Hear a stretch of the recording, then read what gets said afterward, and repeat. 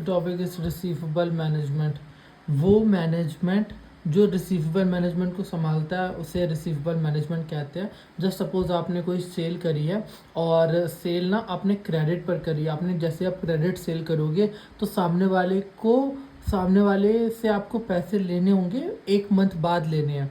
तो वो एक पर्ची लिख करके देगा कि 1 मंथ बाद मैं 500 रुपीज़ इनको पे करूँगा, और वो पर्ची को बोलेंगे क्रेडिट सेल्स की रिसीवेबल मैनेजमेंट, की उस पर्ची का मैनेजमेंट कैसे किया जा रहा है।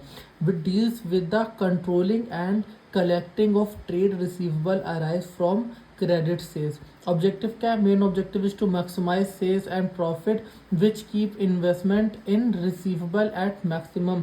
ऑब्जेक्टिव है कि मैक्सिमाइज सेल्स, मतलब अभी सामने वाले को पैसे नहीं देने हैं, बात को देने हैं, तो ऑफकोर्स वो अभी खरीदना चाहेगा, और जब वो बात को सेल कर देगा, खुद प्रॉफिट बना लेगा, तब आपको भी प्रॉफिट शेयर कर देगा।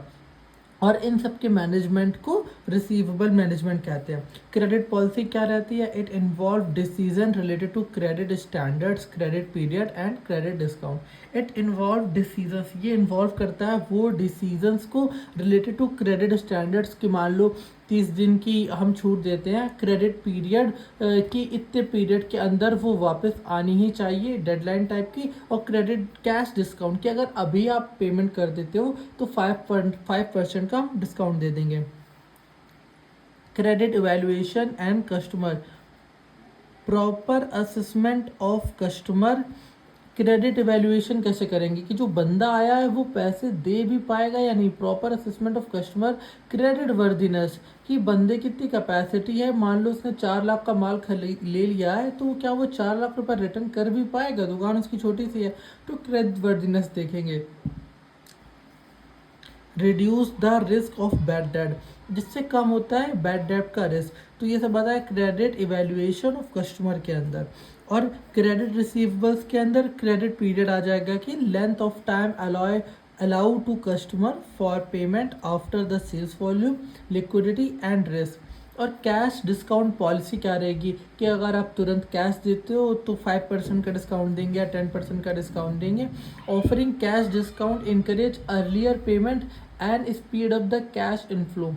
कलेक्शन पॉलिसी क्या रहेगी? And effective collection system ensure timely follow up. Collection policy रहेगी कि उसके फॉलोअप रहते रहे, रिमाइंडर्स देते रहे, और लीगल एक्शंस लेने के भी तत्पर हो कि अगर एट द एंड नहीं आता है तो लीगल एक्शन भी ले पाए। Agency schedule and receivable. Agency schedule and receivable मतलब ageing analysing to help to identify overdue and doubtful account. जो ओवर ड्यू हो रहा है या जिस पे डाउट आ रहा है उसको बेटर तरीके से कंट्रोल किया जाए। Cost benefit analysis, receivable management required balancing cost.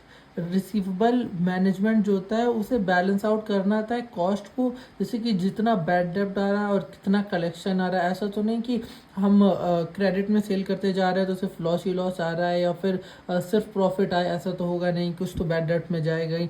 तो उसे मैनेज करना कि कैसे क्या जा रहा है against the benefit of higher sales. Impact on liquidity and profitability. Effectively receivable management improve liquidity.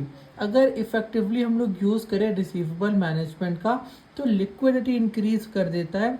Reduce financial need, अगर फाइनेंशियल नीड हो तो उसे फुलफिल कर देता है। इन्हेंस प्रॉफिटेबिलिटी, और प्रॉफिटेबिलिटी बढ़ जाती है किसी भी फर्म की।